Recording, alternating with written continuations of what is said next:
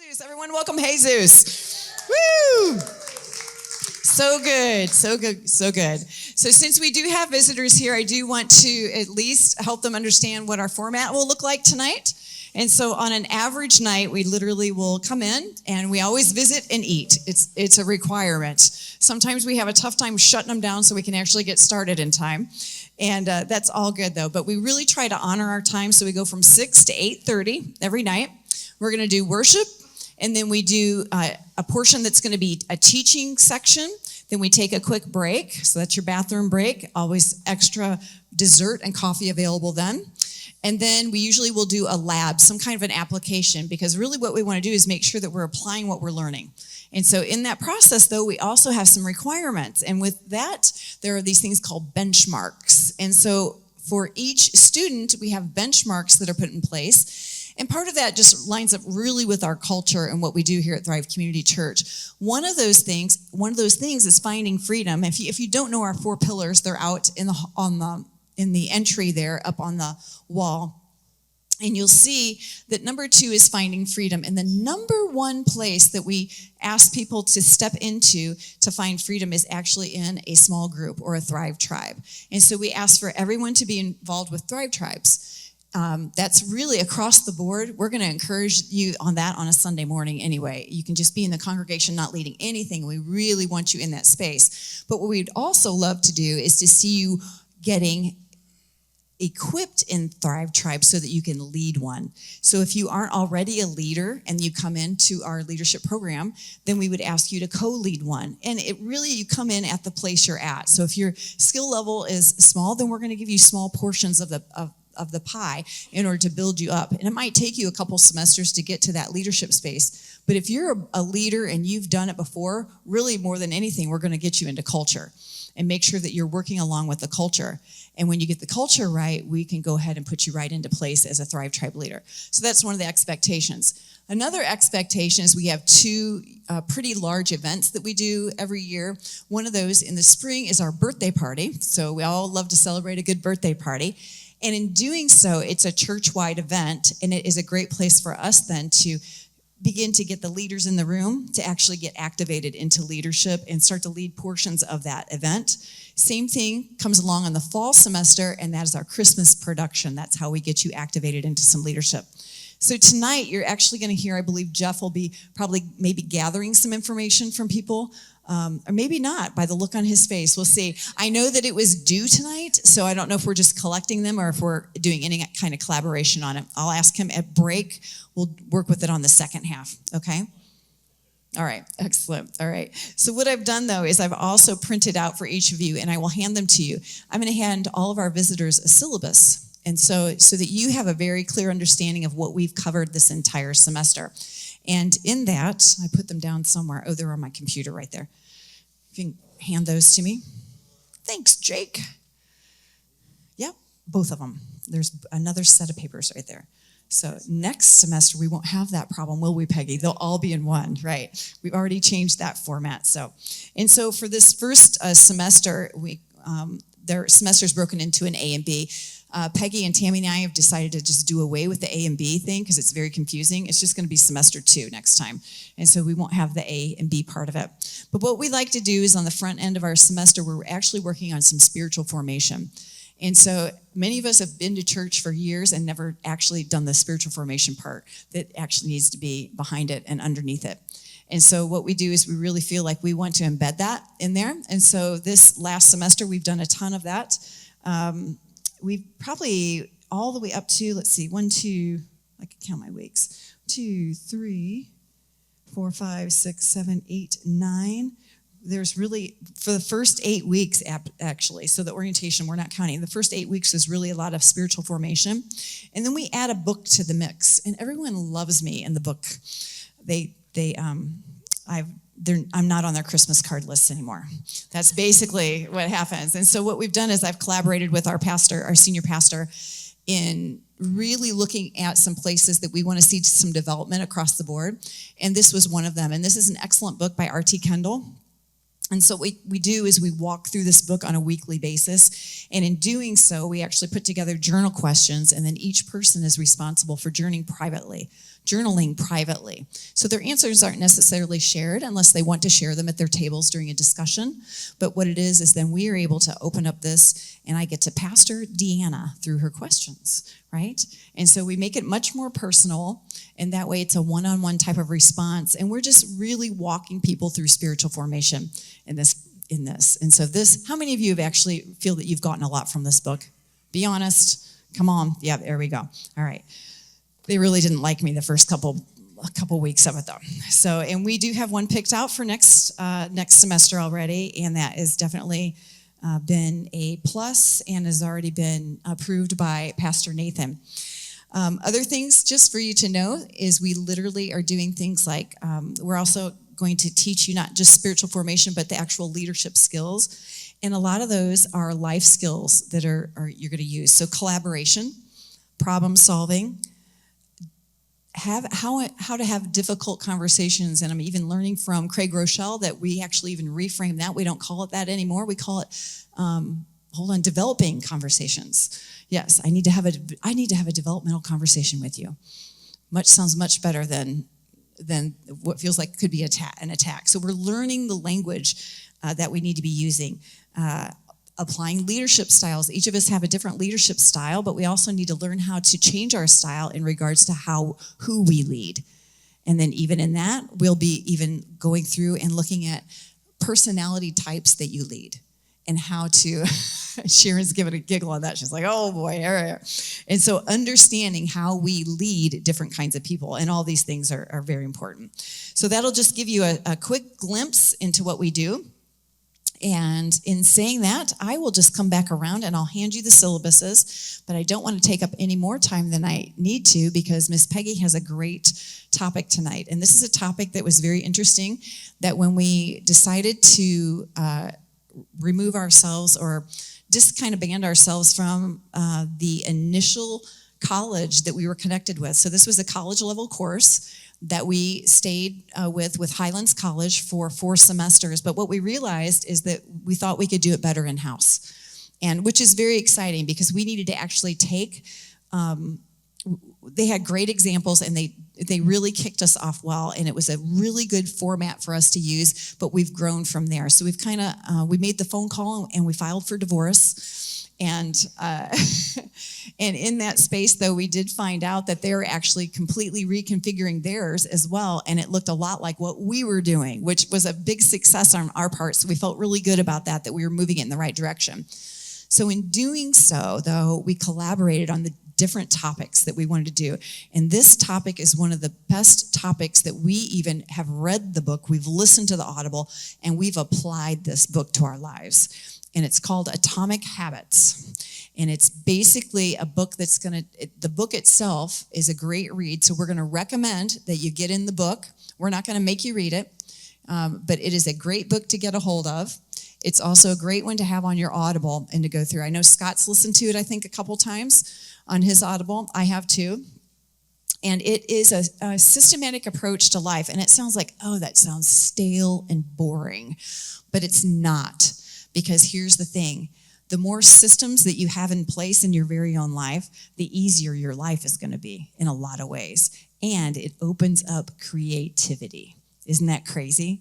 And so the more you learn about the systems and the process behind having great habits, the more you're actually going to lean into wanting them and actually putting them in your life. So I'm going to hand it over to Peggy. And I'm going to let her run with it. And so thank you, Peggy, for all your hard work. I will take care of this. Hold on. This, and that computer is yours, and there are your notes. Thank you. Welcome, Peggy. All right. So before I start, I've handed out notes at the tables. I want each table, or all of us together, to take about 3 to 5 minutes and write down some words that come to mind immediately when somebody says, oh, we're going to talk about habits. Write down your words as a table, pick some words. As a group, create a definition of what a habit is, and then individually write down a couple of habits you want to start, or a couple of habits you might want to stop, because I want you to keep this in mind as we go through the talk. and you'll kind of be able to strategically work on those. So I'm going to give you about 3 or 4 minutes to do that really quick before we start.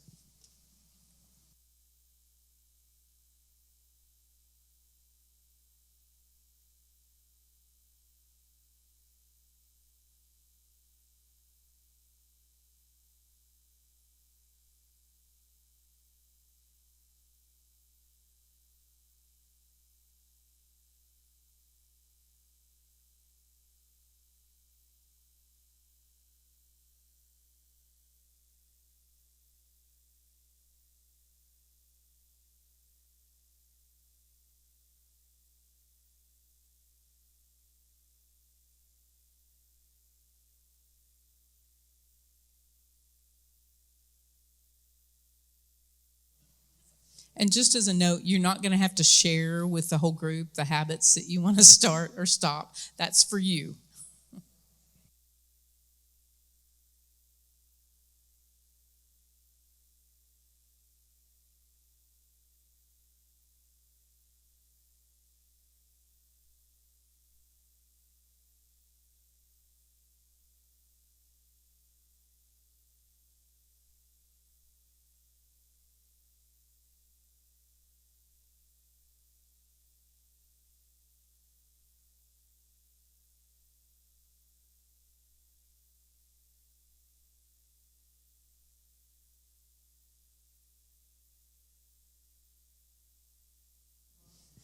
And I just realized the only space in the paper is this bottom space. I thought I put these questions at the top,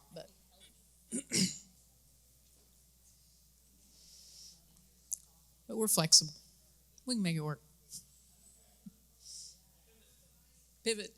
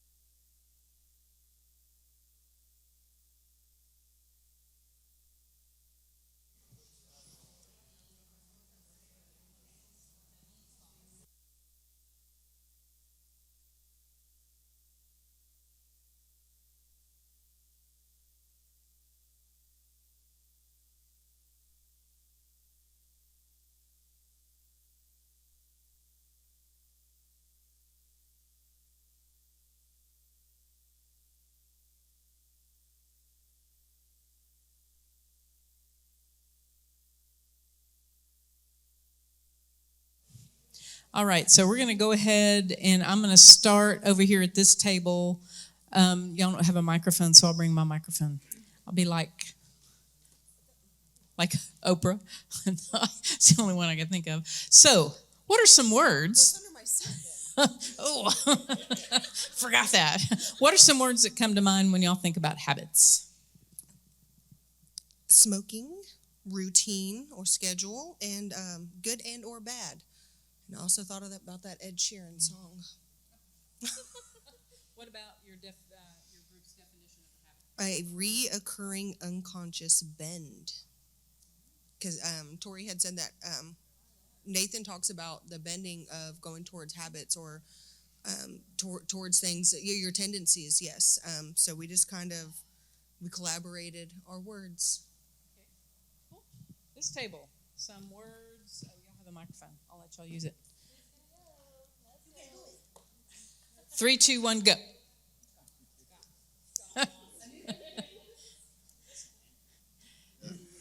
Okay, so for some of the words for habit, we came up with routine, unconscious behavior, pattern. And then our definition of habit was a continuous pattern of behavior or actions that are consistently carried out. Okay, that's good. This table. What are some words y'all came up with? Hey. Hello. All right. So, well, I did it by myself.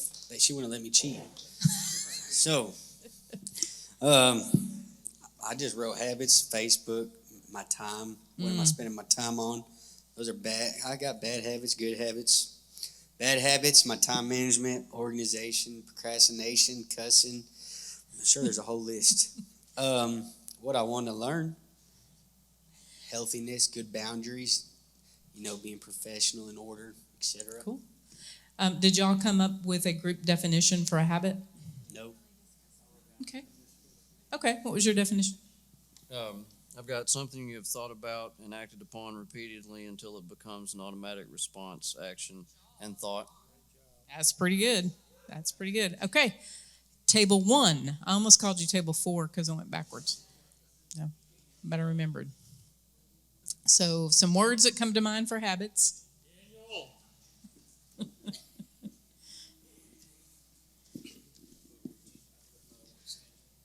We pretty much, the definition we came up with is pretty much the same as everybody's. Routine or a schedule done on a daily basis, good or bad. And pretty much what I put is we have, I have good and bad. I put good things that I do is like working out. And lately I've been reading my Bible, and then bad ones is drinking, smoking, cussing, and stuff like that. All that good stuff. That's some pretty common ones. Okay, so you're pretty good on the definition of a habit. So let's talk about what is a habit. A habit is something we do automatically, repeatedly, really without much conscious thought. So I think that was pretty consistent across the tables. So if we could go ahead and bring the image up. I've got a few images. So this is your brain on habits. Anybody remember the commercials, your brain on drugs? The little fried egg. This is your brain on habits. So they had mice go through a maze. They got chocolate at the end. Started with a click. And I have the little clicker. This is on the right is after multiple times. That's their brain. So you can see that your brain begins to learn and it becomes more efficient. And so as you learn a habit, you don't have to think. Has anybody ever been driving in the car to a destination? Yes, Miss. Oh, okay. Yeah. And you completely zone out and you either go to the wrong destination or completely forget to take a turn. That is your brain being super efficient. And we'll talk about that. So every habit is the brain trying to solve a problem. And the brain is constantly attempting to learn and be more efficient so that it can utilize that other power for other things. If we look at Psalm 139, verse 13 and 14, you made all the delicate inner parts of my body and knit me together in my mother's womb. Thank you for making me so wonderfully complex. When I think about habits and just how our brain works, it's so cool. I mean, God's going, I got you. And you're powerful. Habits benefit you by reducing cognitive load. If you don't know what cognitive load is, it basically means you don't have to think. Cognitive load is your brain having to process. Can you imagine, anybody ever watch 50 First Dates? Yes. Can you imagine every day not remembering and having to learn those habits all over again? Habits also aren't just individual. You have habits within your family. You have habits at work. You have habits culturally. So what you do is yours, but you also have habits beyond yourself. Habits reflect your identity. Aristotle, actually it wasn't Aristotle, it's always been attributed to him, but it was actually William Durant summarized Aristotle. It says, we are what we repeatedly do. Excellence, therefore, is not an act, but a habit. So your identity, your habits reflect who you are. And so if you look at your habits you want to stop or start, you may have habits and you go, well, that's not who I am. That's your opportunity to flip that switch and change it. But that's kind of how we drive. And I don't have an image of this. I was going to use a whiteboard, but you've got circles on your sheet. The outside circle is outcomes. The middle circle is actions. And the inside circle is your identity. Typically, when we want to change our habits, we tend to work from the outside in. We go, oh, my outcome I want to lose 25 pounds. Therefore, I'm going to take these actions. And you might become a thinner person. You might not. But if you begin to act from the inside out and identify with a healthier person, say, I am a healthy person, therefore I'm going to eat better. I'm going to eat my vegetables or meat. Then your outcome will reflect your identity. Kind of like, Stephanie mentioned freedom. It's a little bit like learning who we are in Christ and beginning to walk in that identity. We begin to change. But if we continuously try to change without really understanding who we are, it's frustrating. And then once you finally find that identity and begin to seek those freedoms and learn who you are in Christ, your behavior becomes an outpouring of that identity. So one example of identity and habits. If you want to be a baseball player, are you going to go practice golf and then hope to become a better baseball player? You can, but when my son was in baseball, we wouldn't let him play golf because we went, oh, that's going to mess up your swing. You can't go play golf. So if you see yourself as a runner, if you want to start running and you see yourself as a runner, it's going to be easier to get into that habit. If you see yourself as a patient person and your objective is to be patient, it's going to be a little easier to step into that. But if you see yourself as an impatient, oh, I'm impatient and I want to build this habit of being patient, you're going to struggle because you're not identifying with that. So think about identity in terms of your family or your cultural or corporate habits. What if you're in a culture, it could be family, it's probably most often work, where your habits don't align with the habits of the organization? It feels like a bad fit. I mean, it's kind of out of place. I need to put my glasses back on. I know. I thought it was big enough that I wouldn't need them. So what about then if you're in an organization when it does line up with your identity? I mean, is that completely different? I know, Sergio, you were shaking your head when it doesn't line up. When you get into an organization that does line up with your identity, it feels so much better. You feel freer. I worked for a company that called it, they did talks on covering, and they wanted they really valued people being open and being who they are, and they would have these discussions about, are you covering something that you identify with because you're afraid of approval or afraid you're not going to be approved. So sometimes when we're in an organization where things don't fit, we'll tend to cover. So we talked about identity. We talked about habit making our brain more efficient. And then the third thing is, if you want to learn how to change your habits, think really small. Thus, the name of the book is Atomic Habits. So thinking really small. So I'm going to show compound interest. So if you are 1% better every day, you're going to be much better after a year. But if you're 1% worse, it's not going to be as steep a curve. That doesn't mean don't try to be better.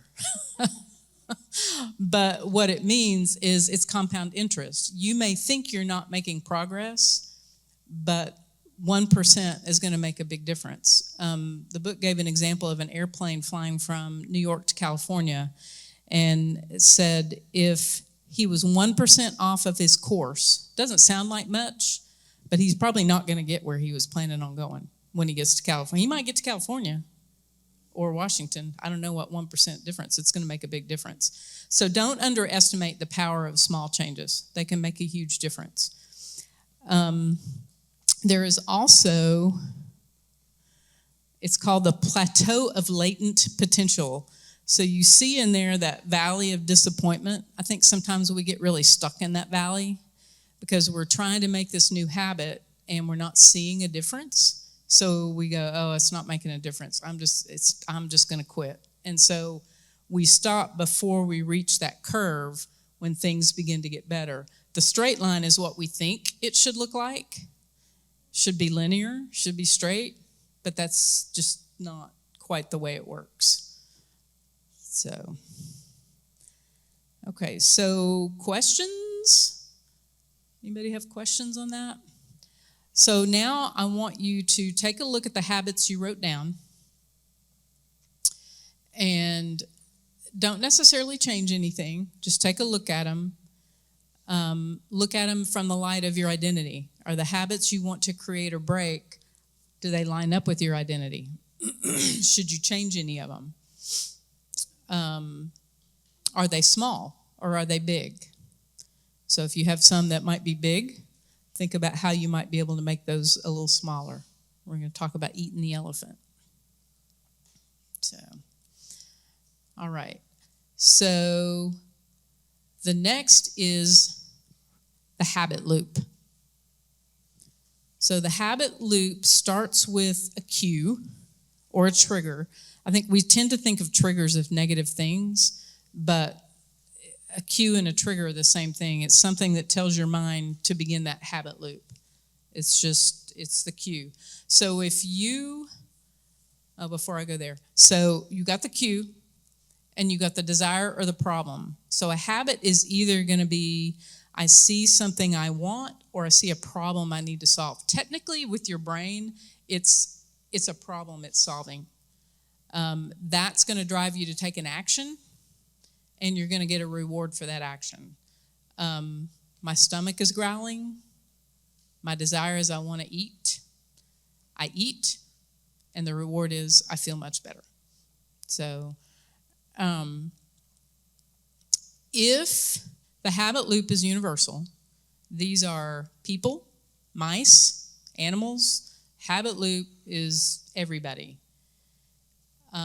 Our brains all work the same. If we go back to that verse in Psalms, we are wonderfully and complex made. Quote from Romans 7:18-19 that says, "And I know that nothing good lives in me, that is in my sinful nature. I want to do what is right, but I can't. I want to do what's good, but I don't. I don't want to do what's wrong, but I do it anyway." So struggles with habits are not new. In spite of the technology and all this culture, struggle with habits has been around for ages. From the book Power of Habit, Charles Duhigg says, when a habit emerges the brain stops fully participating in decision making. Think about that. It stops participating in the decision making. It's a habit. You're not even thinking about it. It stops working so hard or diverts focus to other tasks. Again, that's part of the efficiency of the brain. So unless you deliberately fight a habit, unless you find new routines, the pattern will unfold automatically because you're not even conscious. You're just doing it. The driving example is one. So then if the loop is universal, and we're pretty clear about what the loop is, then we can learn to game the system. So essentially, we're going to hack our habits. We're going to hack our brain. If you want to build a house better, it helps to know how houses are built, right? If you want to demolish a building, you're going to call somebody who knows how to demolish a building effectively without destroying 3 city blocks. So we're going to learn about how to hack our brains because we're going to learn about habits. The first part is awareness. So what I want you all to do is on your papers, write down a habit sequence you have in your life, whether that's in the morning, you get up, you have your coffee, you have your shower, or you have your shower, then your coffee, whatever that is. Maybe it's the evening, maybe it's when you get home from work. Take about 2 or 3 minutes and write down a habit sequence that you have.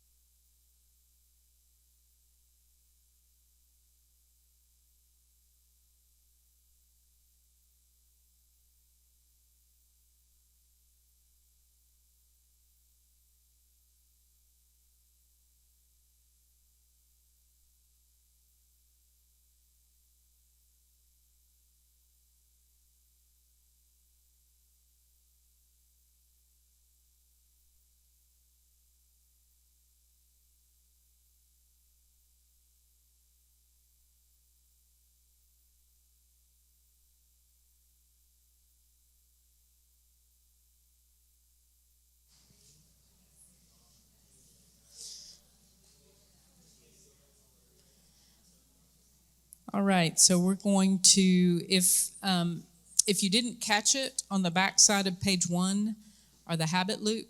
If you didn't write that down, I'll repeat that real quick. It's 1 is Q, C-U-E.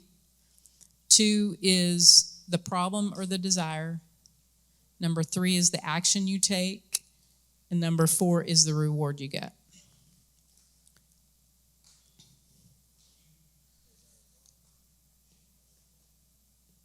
Okay, so we're going to start with Law 1, and it's focused on the cue or the trigger. So if you're in a play and you need a cue for your line, which cue is going to work better for you? This one or this one? this one. So the first law of habit change is make it obvious. So if the trigger's obvious, you're going to see it. It's going to be there. You cannot control external cues. You can only control you.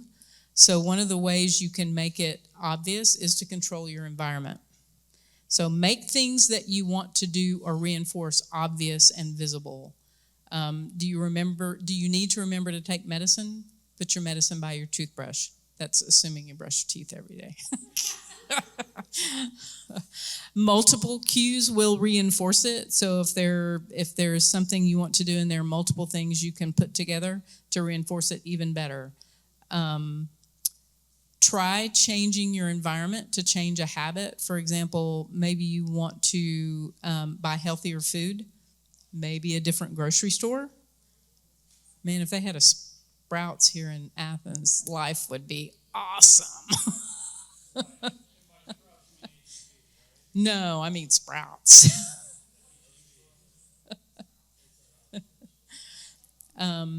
Try not to use the same context for too many habits.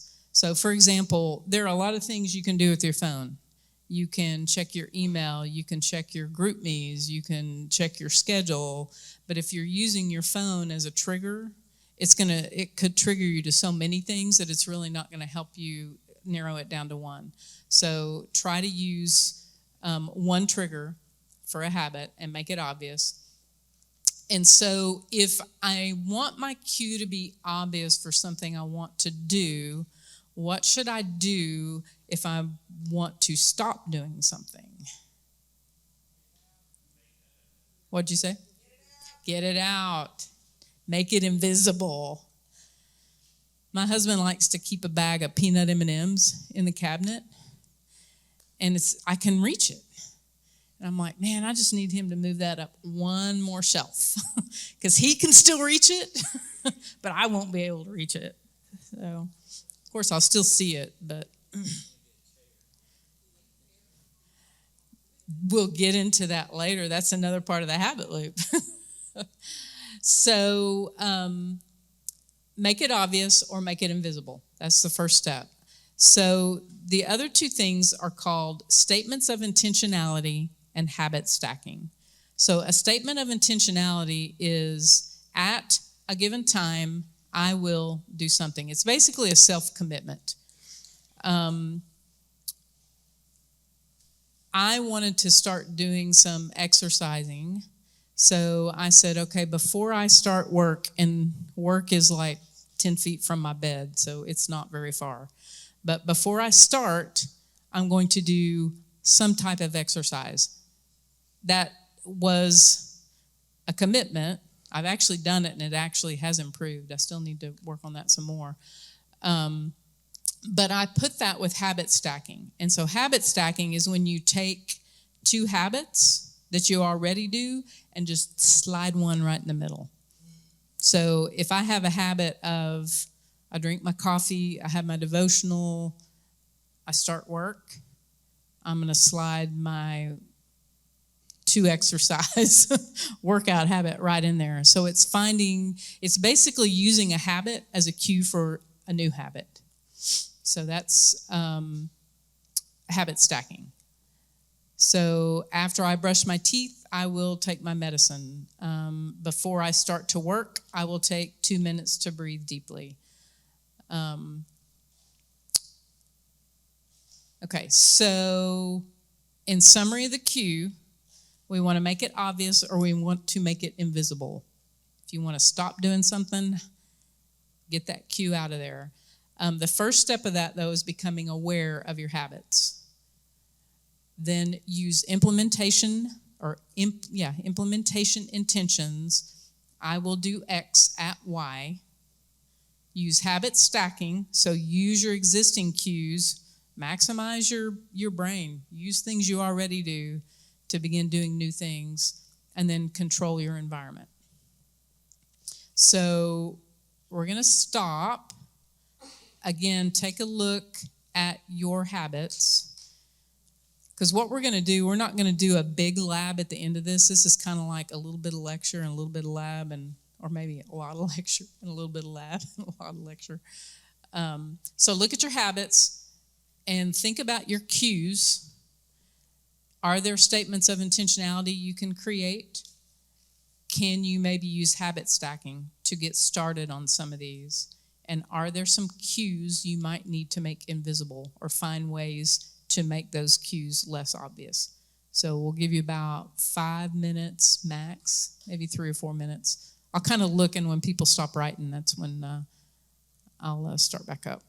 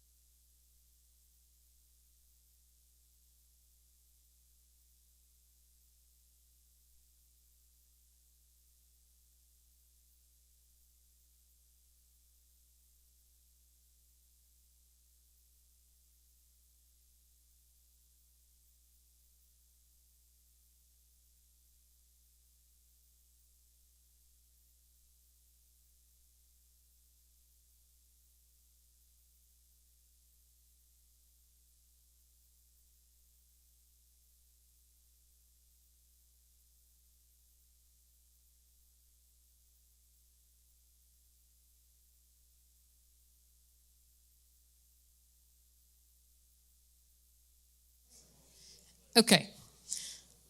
Does anybody need a break? So we got 3 more. You need a break? Okay, we will take a quick, let's take a quick 5-minute break because we got 3 more sections. Let's get back to this because I know everybody wants to learn more about habits.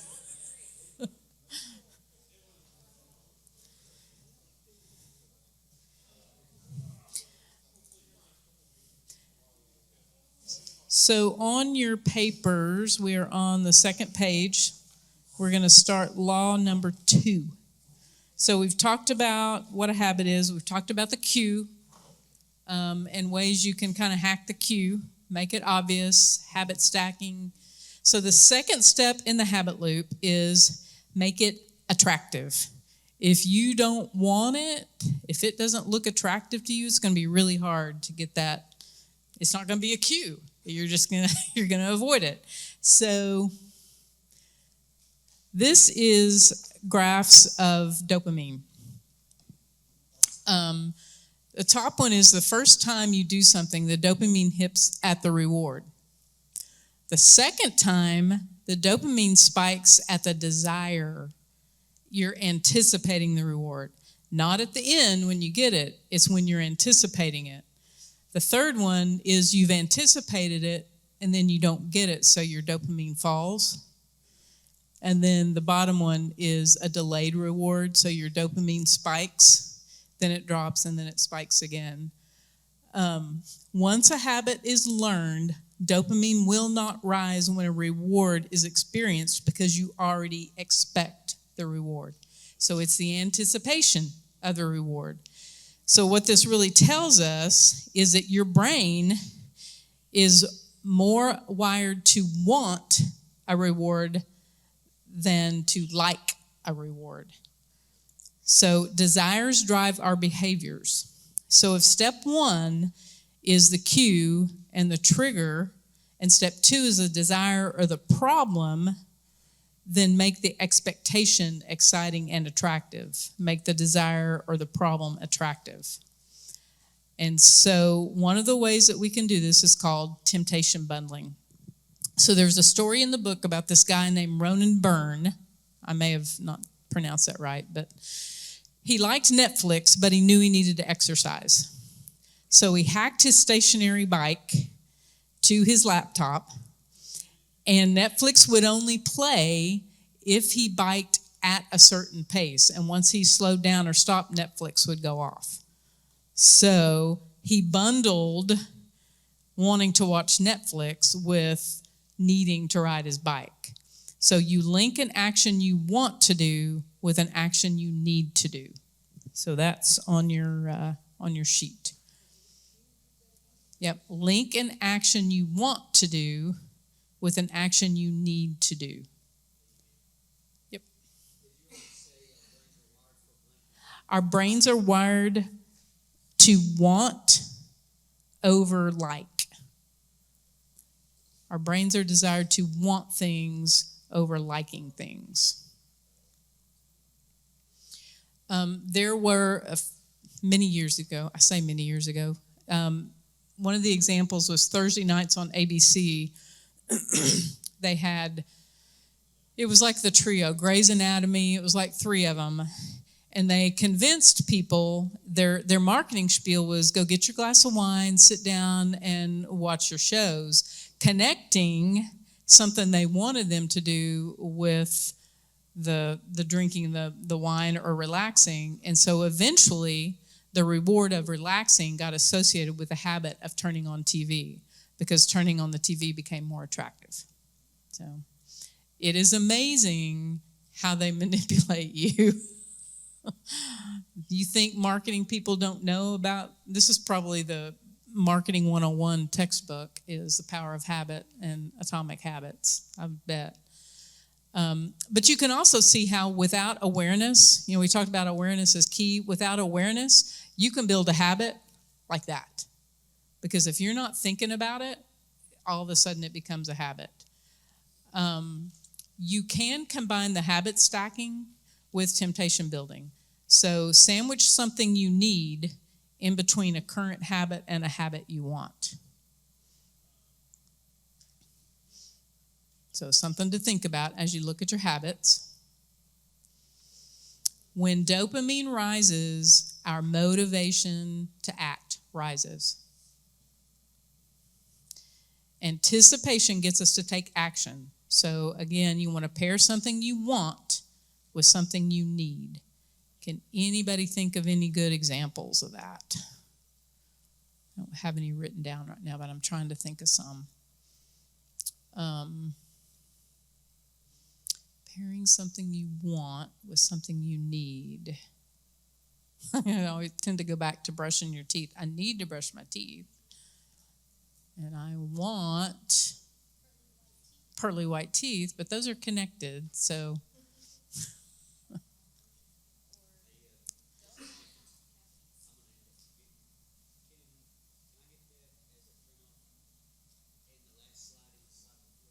Yes, I can print these off. I can put these on Learning World for y'all and print them off. Yep.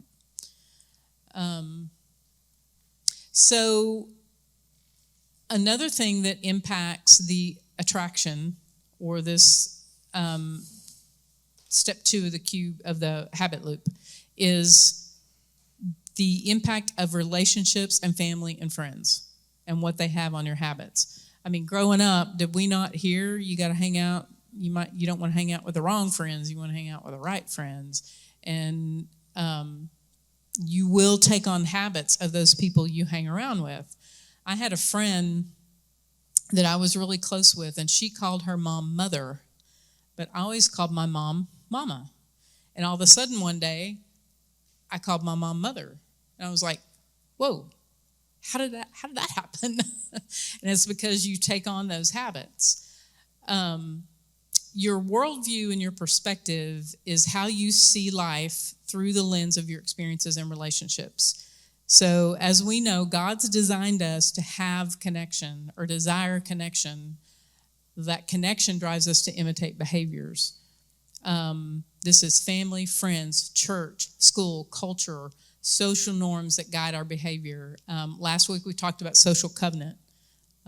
Those are guidelines, but if we do those enough, they become habits and they become part of the culture.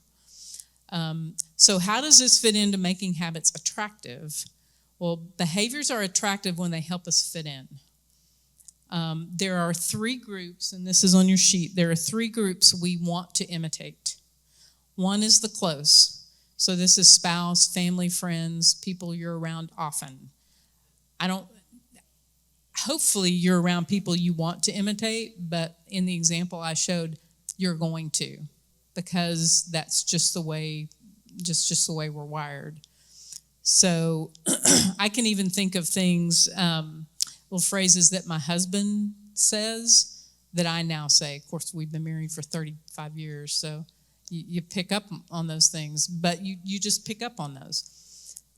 So surround yourself with people who have the kind of habits you want to have. Now, if your family doesn't, they're still your family. So you can't just say, no, you don't have the habits. You could work on habits together, though. Your desired behavior, these are people where your desired behavior is the normal behavior, and you already have something in common.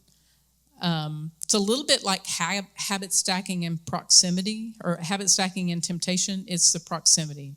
They're close. Nothing sustains motivation better than belonging to the tribe. And I don't just mean Thrive Tribes, your tribe. So the second group that we try to emulate is the many. So this is social. So this is culture, corporate. They did an experiment, and I don't have the image, I don't think. Nope, I don't. That's the last image I have, apparently. They drew these lines. They had one card with one line, and they had a card with 4 lines. And one of the 4 was the same length as the card with 1. Well, when they brought people in individually, they all said, oh, line C is the same length as this card, and it was. But then they brought actors in, and they had these actors basically say, no, line D is the same length. And they would see these people eventually drift towards agreeing with the actors, even though they really knew it wasn't right. but they were drawn towards the many. It's kind of like, it's like peer pressure. So the reward of being accepted is often greater than the reward of winning. For those who are competitive, you might disagree. But it's greater than the reward of winning an argument, looking smart, or finding the truth. Most days we would rather be wrong with the crowd than right by ourselves. So something to think about. If changing your habits means challenging the tribe, you might need to find a different tribe. And that's a tough one, right? That's a hard one. Especially with your kids, trying to convince your kids, because I mean they've made relationships and they've made friends, and it's hard to get them to realize that. And then the third group is the powerful. So we try to copy the behavior of successful people because we desire success ourselves. That is the identity that we're craving. So we see people who are successful, we want to be like them. So remember, our habits are gonna really reflect our identity. So we're gonna try to copy those powerful people. We avoid behaviors that lower our status or success perception. So this is where fear of man comes in, spirit of comparison, but we'll avoid behaviors if they think it's going to lower the perception of our success. So those are the three. So do a check-in, take a look at your habits.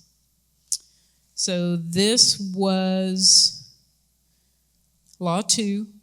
So this is the desire or the problem.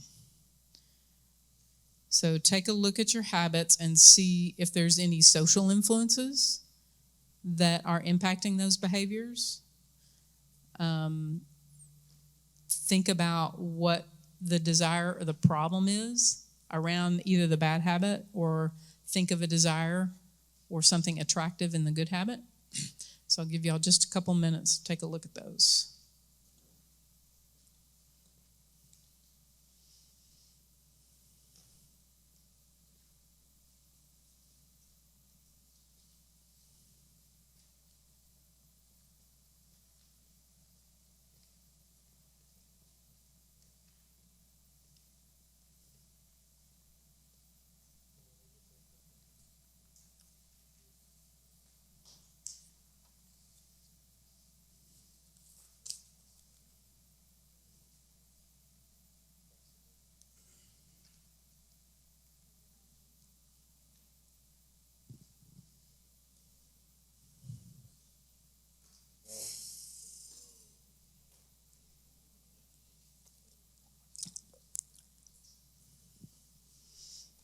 One more minute. I see some people still writing.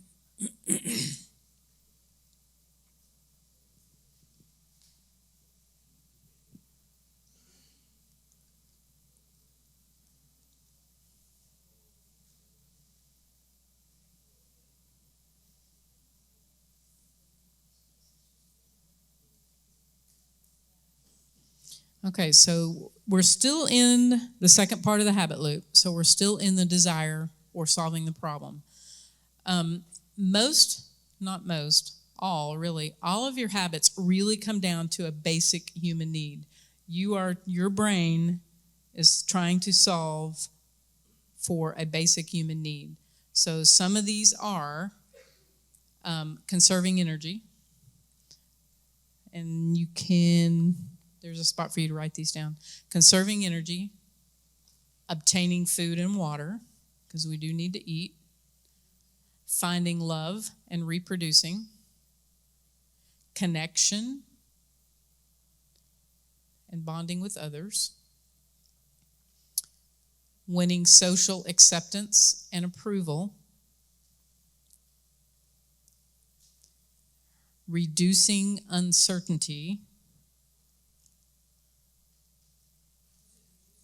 reducing uncertainty, achieving status and prestige. Okay, I'll go through these again. So, conserving energy, obtaining food and water,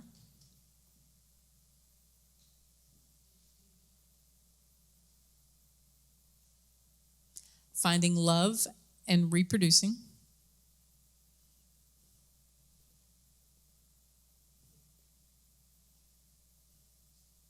connecting and bonding with others, so relationship,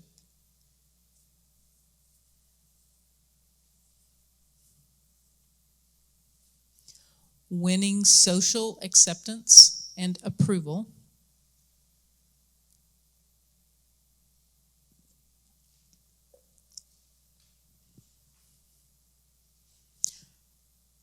reducing uncertainty,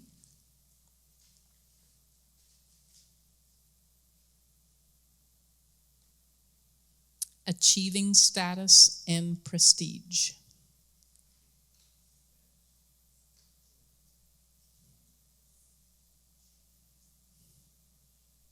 So your cravings at the very base are an attempt for you to solve a basic human need.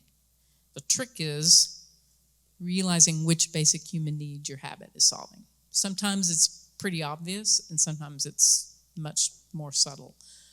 Some examples, if you want to relieve stress, you can go for a run.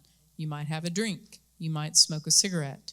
Your current habits aren't necessarily the best way to solve that problem. It's just what you have learned to do. It's what your brain has said.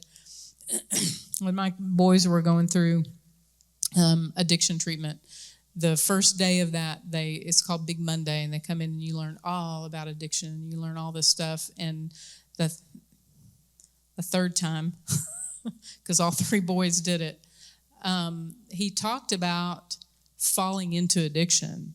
And I can't pull it back up. The dopamine spike, you don't go out seeking that, but it happens and it solves a basic human need. And then the next time the cue hits, you go, oh, that solved my need last time. I'm going to do that again because that really worked. And so it's this whole habit loop is what really drives that and causes that to happen.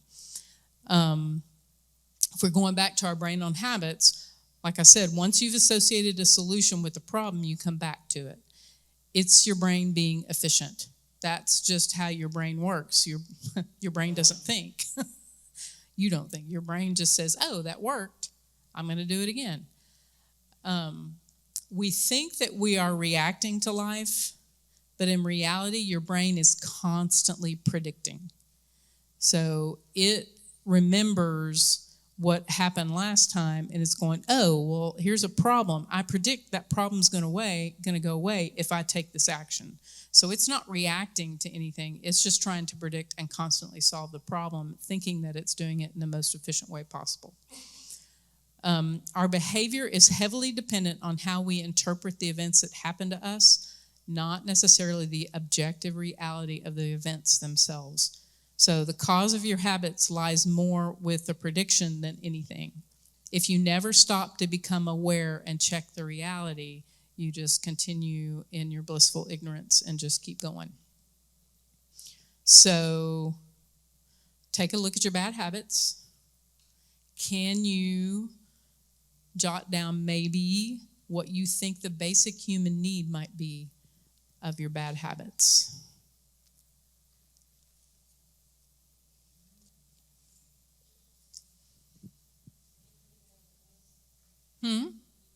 Can it be more than one? Sure. That's called efficiency.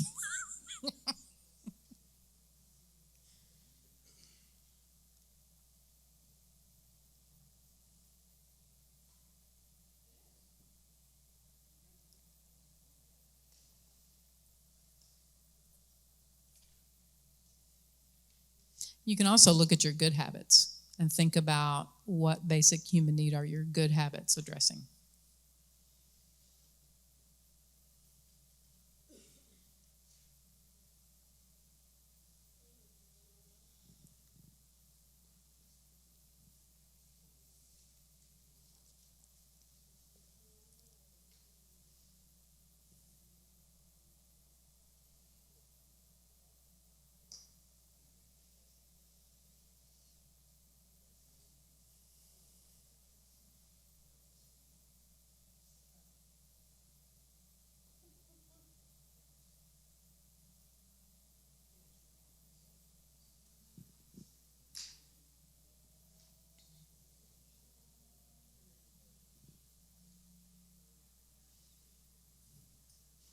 Okay.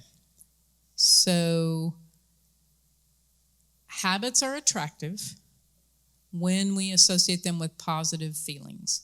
So one way you can attack a bad habit is to reframe it into something beneficial. So this gets tough, but you can do it. Reframe, and I know y'all have heard this, reframe my have to with get to. Instead of I have to go work out, change it to I get to go work out and become stronger.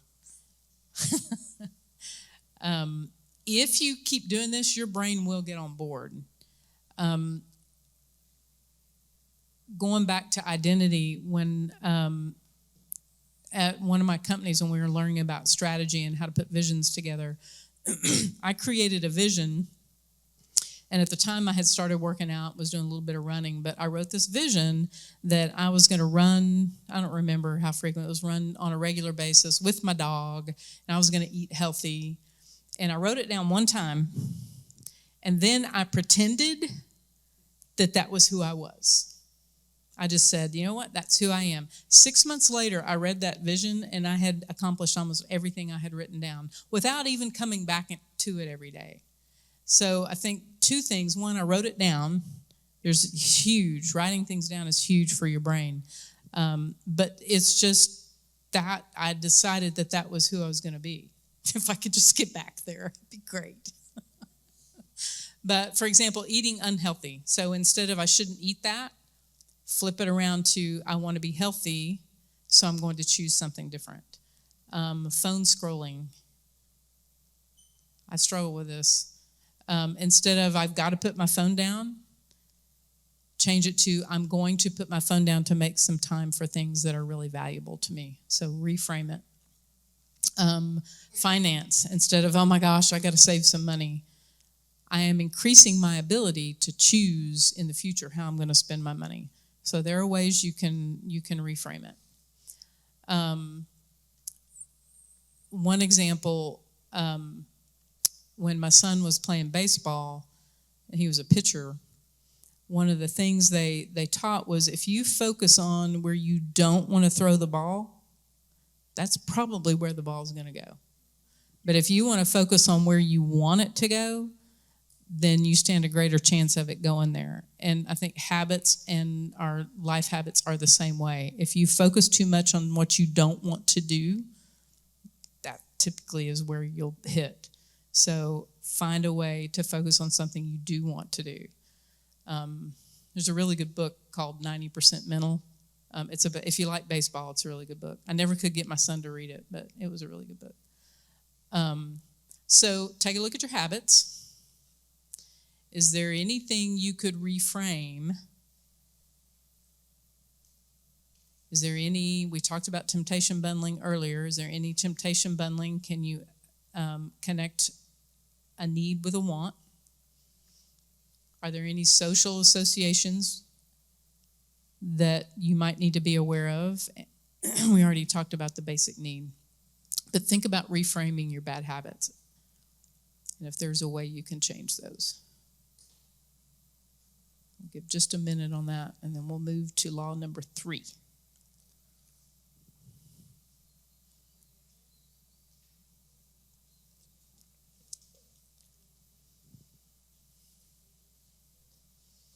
These next two go a little faster. So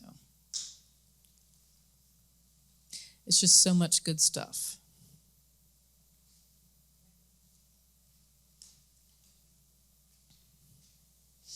Okay, so we've talked about the cue.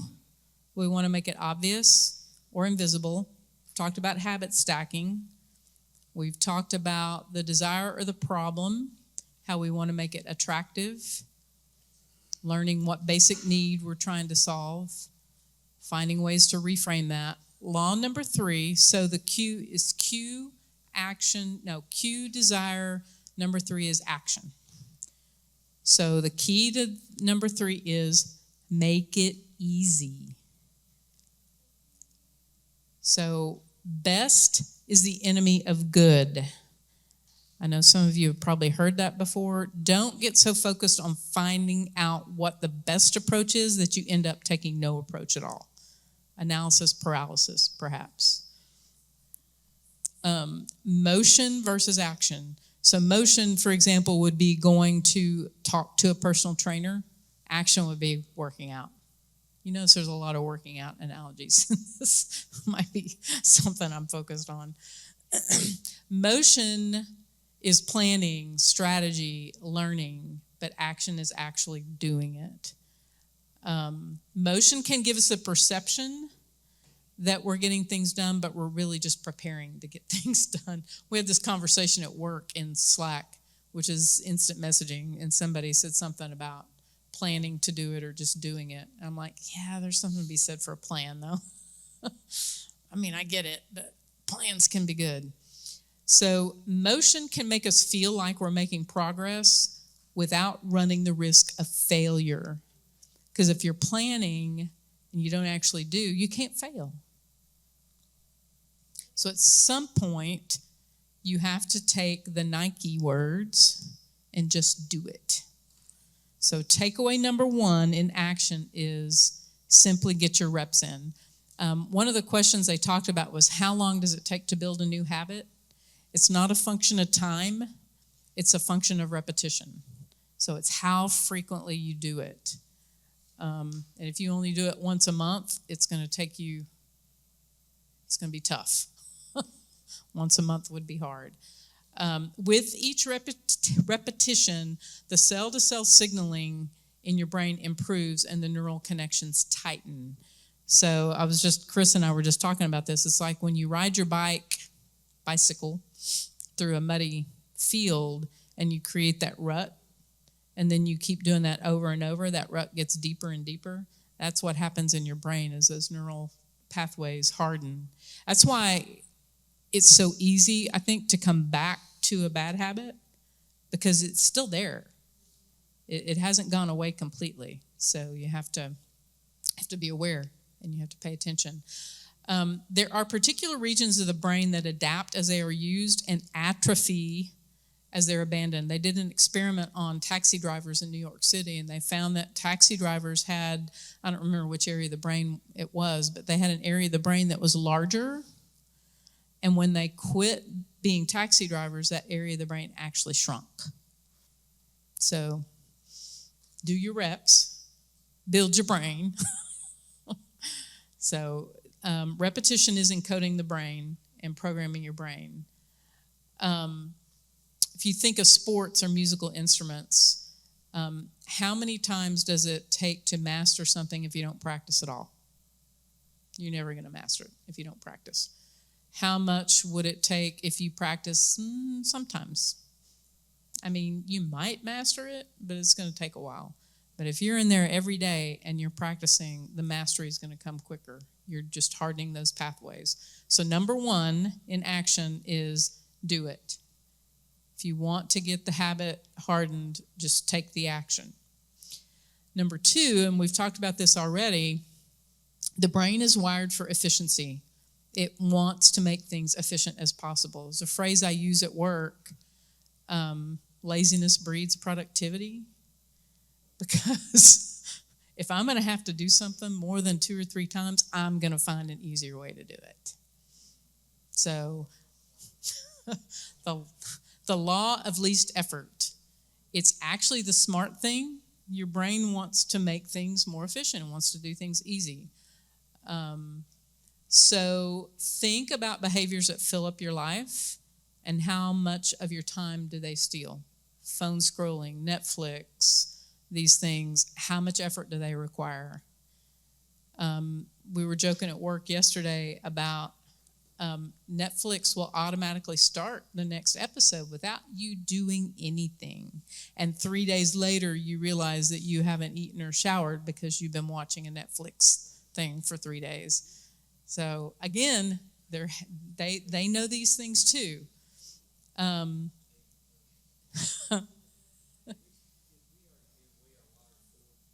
We are wired for efficiency. We are right around there. Yeah, let me see. Law 3. Yep, we just finished that. So I'm fixing to get into the things that reduce friction between you and your desired state. So nope, you're right on track.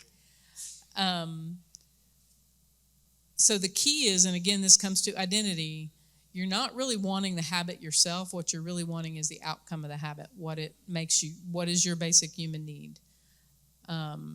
So reduce the friction, make it easier between you and your desired state. Make the obstacle a smaller rock. If you want to create a habit and it's a big habit, maybe you need to make that habit smaller. And we'll talk about how, man, I wish that was farther up, but no, we got a few things to cover before we get there. So make it as easy as possible in the moment to do things that pay off in the long run. Eat the elephant, one bite at a time. First way is hack your environment. I think that's, okay, it's not a blank, but it's on there. Habits are easier when they fit into the flow of your life. For example, if you want to start working out at the gym, maybe choose the gym that's on your way home as opposed to the one that's across town. Or you want to stop driving by Starbucks on your way to work every day because it's costing you too much and there's way too much sugar in those drinks, then choose a different route to work. So use your environment to your advantage. And there's another principle you talked about, prime your space for least effort. So when you finish work at the end of the day, get your space ready for work the next morning. Or I come back to exercise because it's just such an obvious one. I know. I'm working on it. I did 3 sets of 5 exercises today, so I'm working on it. But if you priming your space, for example, when I had a workout class in the morning, I would have all my workout gear ready so that I could get out of bed, put it on. Sometimes I actually slept in my workout clothes because I could get up, put my shoes on, brush my teeth, and be out the door. So prime your space. Getting your coffee ready in the morning, so all you have to do is push a button. Or for those who have learned how to program their coffee maker, it does it automatically. I haven't learned that yet. I haven't taken the effort to learn it. I'll just push a button. If you know you have to leave the house really early, prep everything the night before so you don't have to think about anything the next morning. On Wednesday mornings, I leave the house at 5. So before I go to bed Tuesday night, my briefcase is either in my car or it's right by the door. I want everything to be as easy as possible. When my kids were babies, I learned really quickly that if I'm ready before they get up, the whole day is so much better. So much better. Another one, so if you want to prepare and eat healthier meals, take 30 minutes and chop up vegetables to be at hand and ready when you need them. I did this. I used to do it constantly. I don't get how you can come back to a bad habit so quick, but those good habits are just really hard to get restarted. Yeah, I guess. So I took 30 minutes. I even timed it. I had bought my vegetables, and Sunday I took 30 minutes and chopped them all up and put them in bags. So if I want to use them, they're there and ready. And now I don't have the excuse of, I don't want to chop up that. Except for onions, I didn't chop up. I did. I sent her, I said, I'm ready for the week. So if you want to snooze fewer times, put that alarm clock across the room. Kyla. I tried that when I was in college.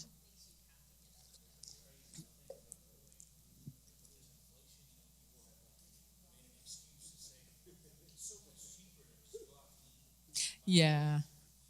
It's too expensive to eat healthy. Yeah. I know, and it's really not. I mean, it can be, but yeah. What was that? You're eating filet mignons every night? That gets expensive. It's all about choices, Kyla.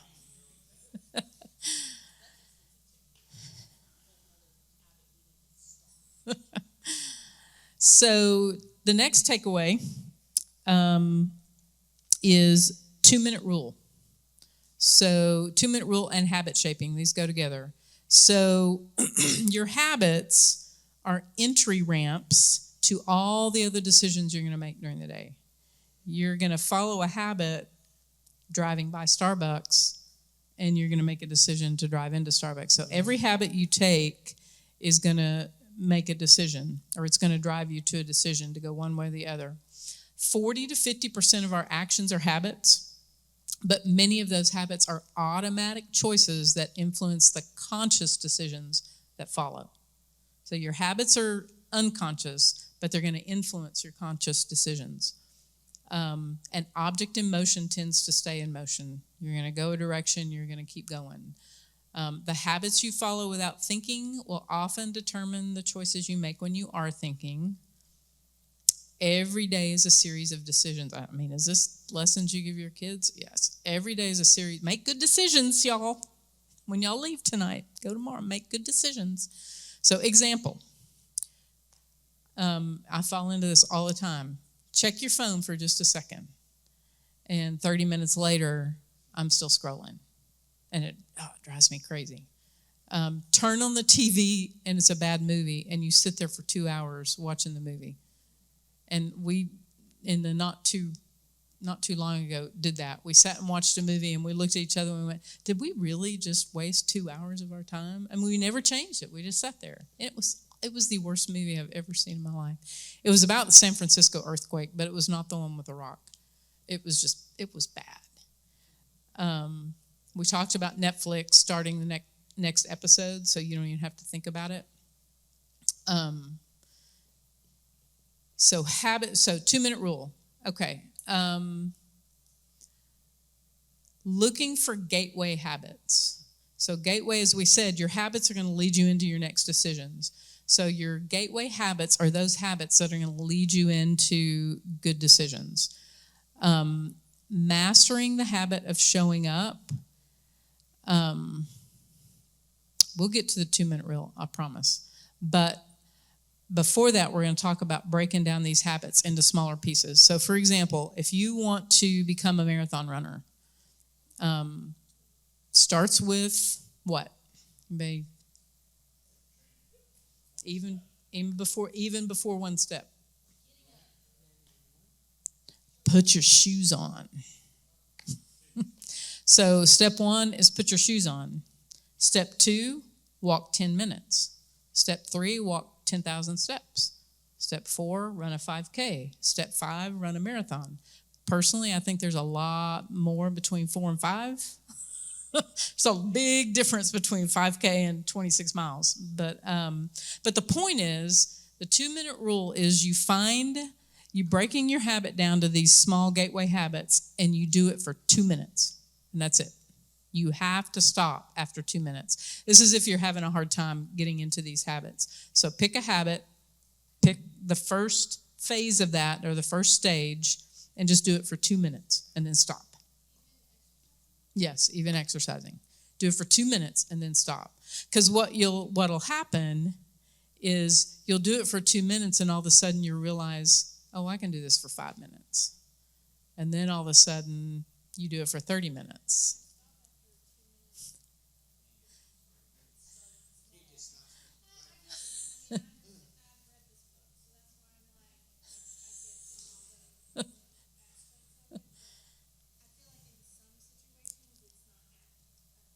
It might not be.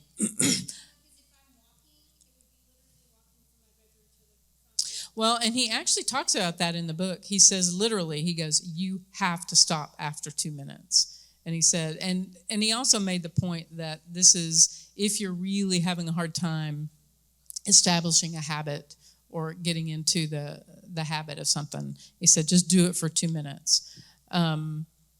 He said, imagine if you start a habit with, I'll journal for 2 minutes. Well, 2 minutes is nothing. Suddenly one day you look up and you've been doing it for 30 minutes. So you fall into that. The importance here, he said, is ritualizing the start of the habit. If you can ritualize the start, if you can ritualize going to the gym, there was actually a guy in the book that went to the gym and he said, I'm just going to spend 5 minutes here. Well, then he went, well, if I'm here and I've already spent 5 minutes, I might as well spend 30 minutes here. And so but the point was he built that habit of getting there, and then the next step was much easier. And this is what the 2-minute rule and habit shaping is. So habit shaping is building those gateway habits. And remember our line of improvement and that valley of disappointment. You don't want to hang out in there, but realizing that these small improvements are going to make bigger compound interest as you go. Half of the battle is just showing up. Examples of habit shaping. If you want to build a habit of being an early riser, notice this is an identity statement, not just I want to make a habit of getting up early. I want to become an early riser. Step 1, be home by 8 o'clock every night. Build that habit. Step 2, turn off all your devices by 10 o'clock every night. Build that habit. Then step 3, be in bed by 10. Step 4, lights off at 10. So you're just constantly creating the habit and building it up to another stage. So as opposed to saying, as I mentioned, I'm going to get up at 6 every morning, you're starting at the back end and working forward. Okay, so making bad habits difficult. Number 1, he says use a commitment device. That's not a piece of hardware. That is a statement or an action that seals your fate. For example, Victor Hugo, who wrote The Hunchback of Notre Dame, was on the hook to write another book.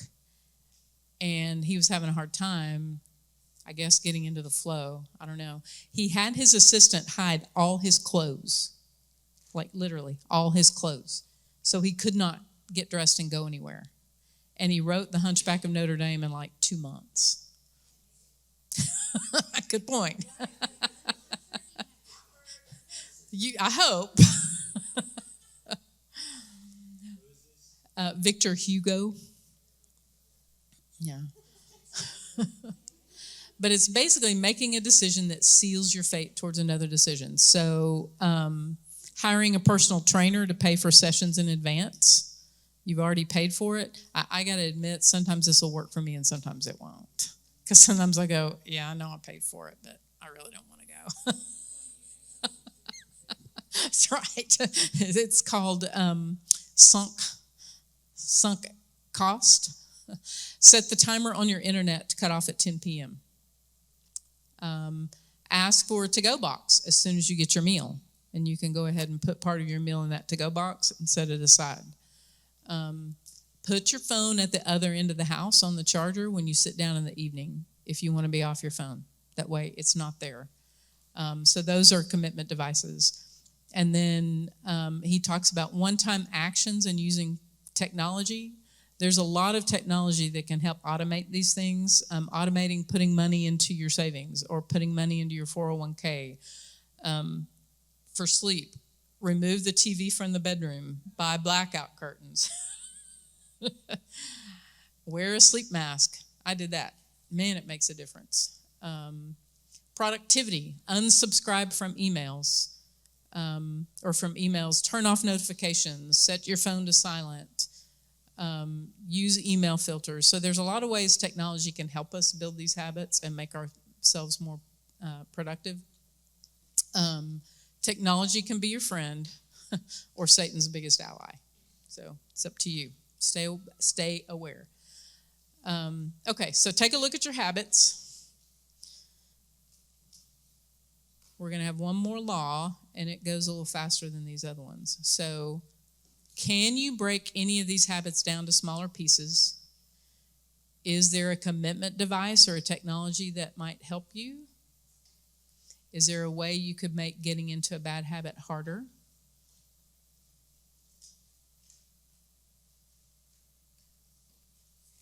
Are there gateway habits that you could put in place?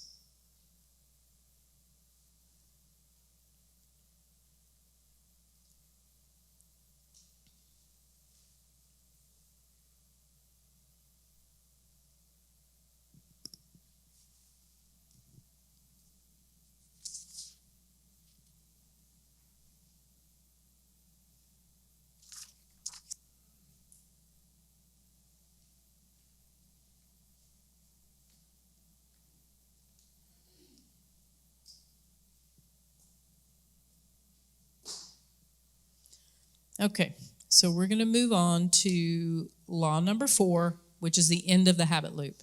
So first was a cue. We want to make it obvious or invisible. The second was the reward. We want it to be attractive. Third was the action. Make it easy. If I'm going to have to do something, I want to make it as easy as possible if I want to build a habit. And then law number 4 is make it satisfying. Cardinal rule of habit change: what is rewarded is repeated, but don't write this down in your notes yet because there's more to this. What is punished is avoided. The first 3 laws are make it obvious, attractive, and easy. The fourth part is what makes you repeat the reward. So you want to make it satisfying to finish the habit loop. So you want to finish it and go, well, was it worth it? The problem is that we, as human beings, are still wired for instant gratification. Now, in the days of the cavemen, that worked really great for them. But in the days of technology and convenience, it doesn't always work really well for us. If you think about how many choices you make today that are not going to benefit you immediately, there's a lot of them. It's almost like your bad choices. And we'll get to this. The cost of your good habits are in the present, but the rewards are in the future. So working out is a cost now, but I'm not going to see that until the future. But the cost of my bad habits, eating that chocolate cake, the cost is in the future, but the reward is, well, it's now. Chocolate cake's going to taste really good. So then in the sheet, what is immediately rewarded is repeated, and what is immediately punished is avoided. We know this, but unfortunately, good intentions aren't enough to get us past that. We still are seeking instant gratification. It's not a character trait. It's just how we're built. So habit stacking ties your habit to an immediate cue. Yes, Scott or Donna?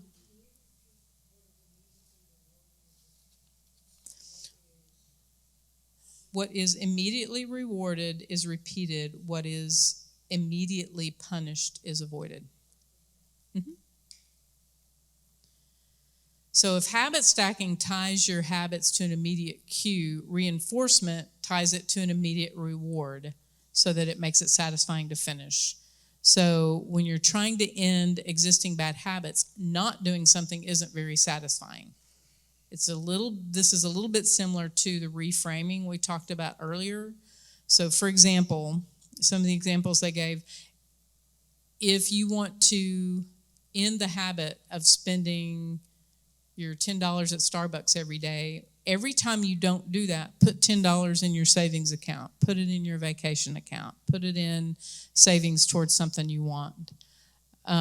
He called it like your own personal loyalty account. Every time you refrain, set that money. If eating out for us is big, if eating out is something you want to reduce, every time you don't spend that money, put it towards something you want. But what's important is whatever you're going to put that towards has to be something that you identify with. So if you're putting it, for example, Tammy and Stephanie and I talked about we buy books all the time. Well, if you're not a reader, and putting that money towards buying books isn't going to be an incentive to you. So you got to put it towards something you want. Incentives, this is important. We talked about this in the concentric circles. Incentives start the habit, but your identity is going to sustain it. Your identity is going to continue to get that reward or continue that habit. I may have missed, no, I think I did. Your delayed reward must identify with your identity.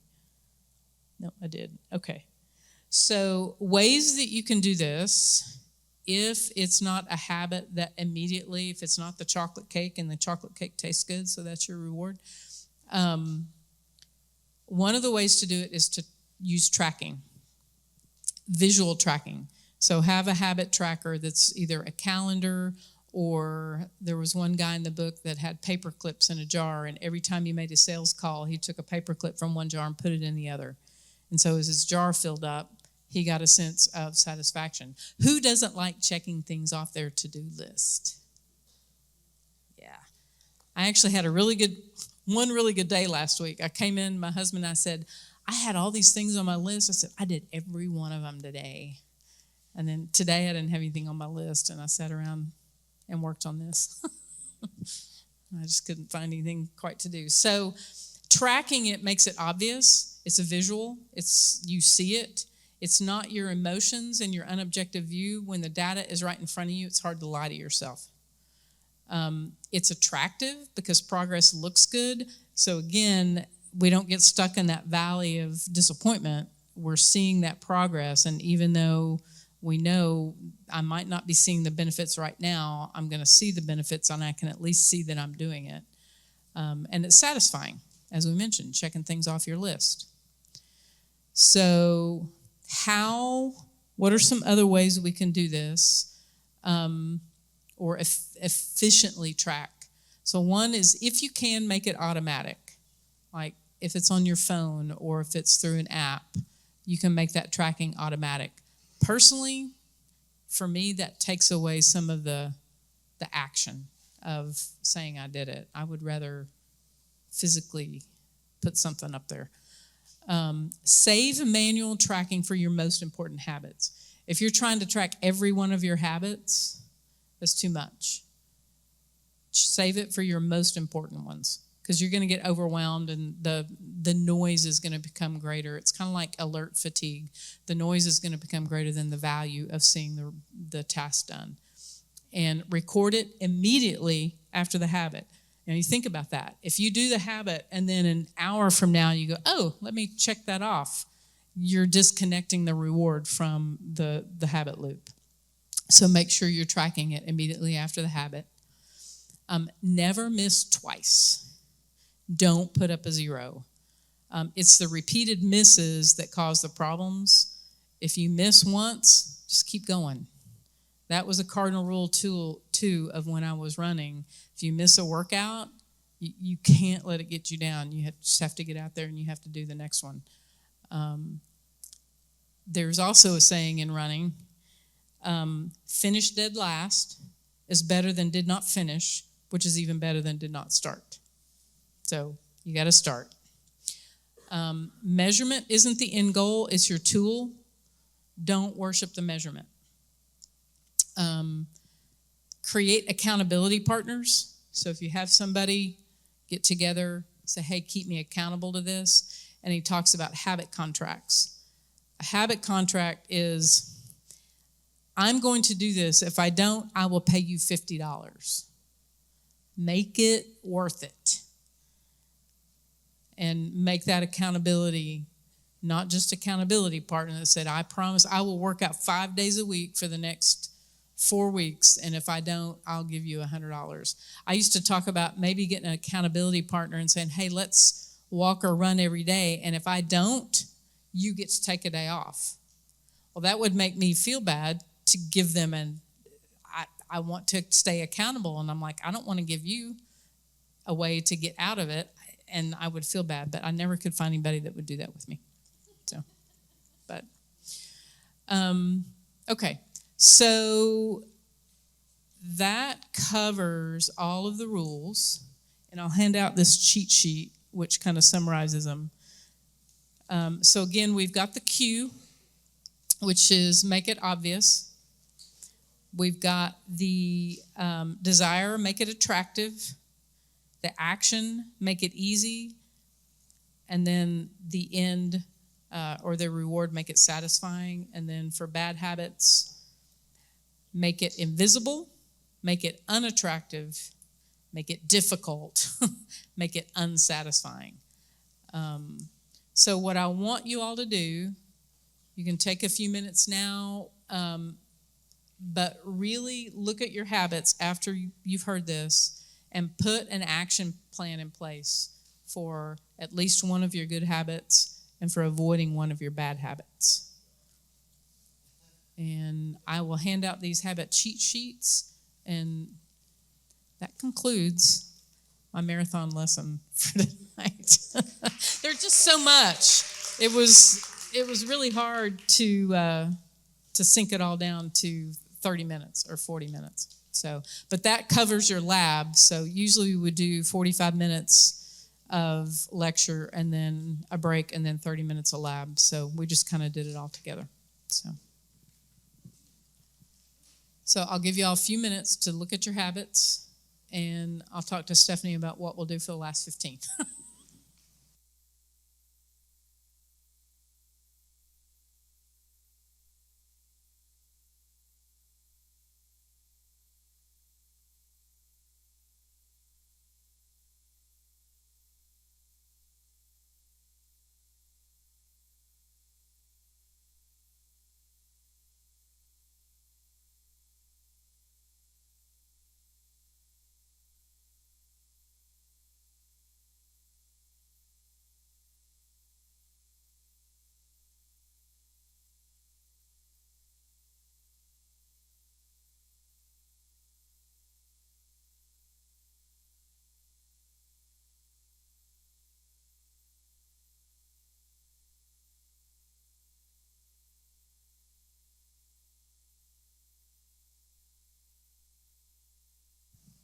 And if there's any answers on the notes that somebody didn't get, let me know and we'll fill those in.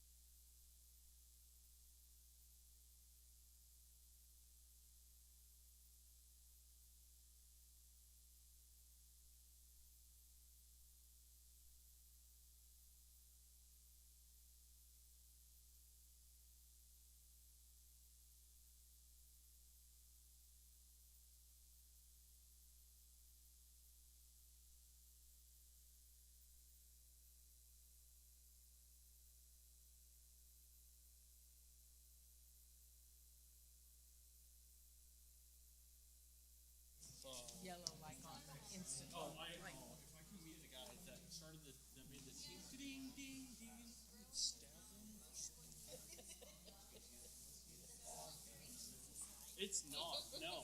We don't use Teams. We use Teams. We moved to Slack from Teams.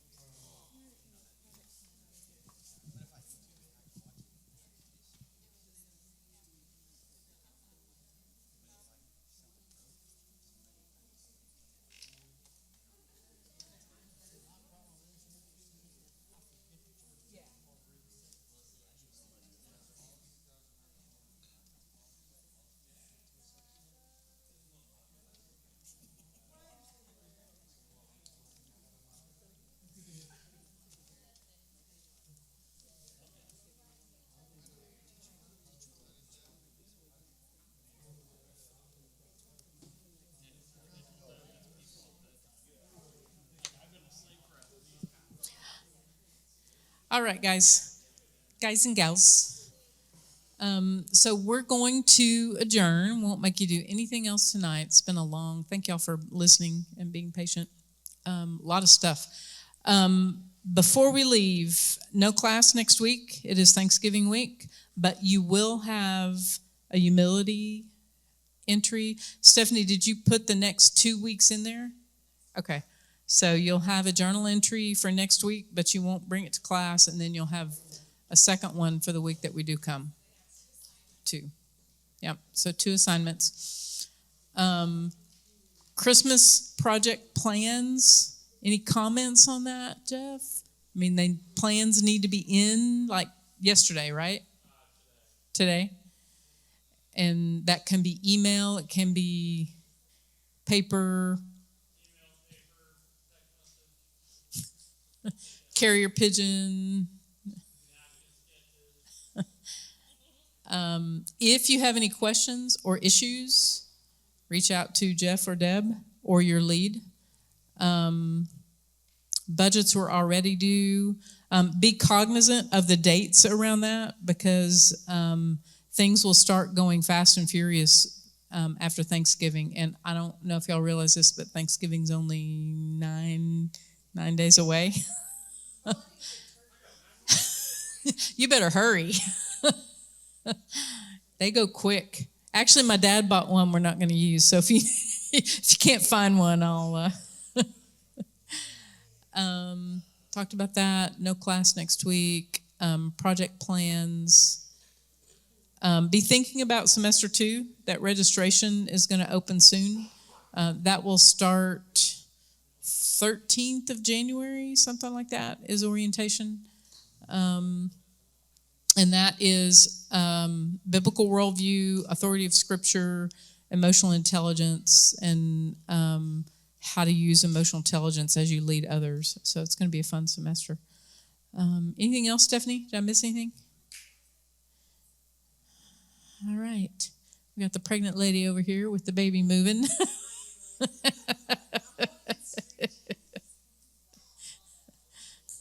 I can remember sitting in meetings and my stomach would be bouncing. That was a long time ago. All right. Would anybody like to close us in prayer? I've talked. Oh, yes. Yes, thank you very much.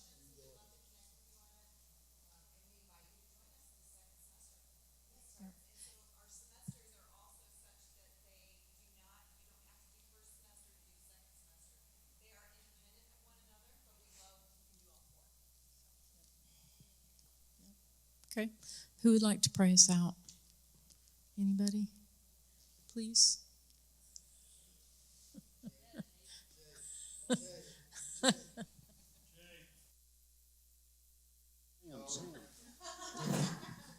All right. Lord, thank you for today. Thank you for just the knowledge that she was able to give us, God. We know that we wouldn't be able to understand none of it if it weren't for you. And we just put you first and give you all the honor and glory for everything. Thank you for these guests, Lord. Just pray it wasn't too much and to scare them off, that they come back and, allow this to transform their lives. In Jesus' name, amen.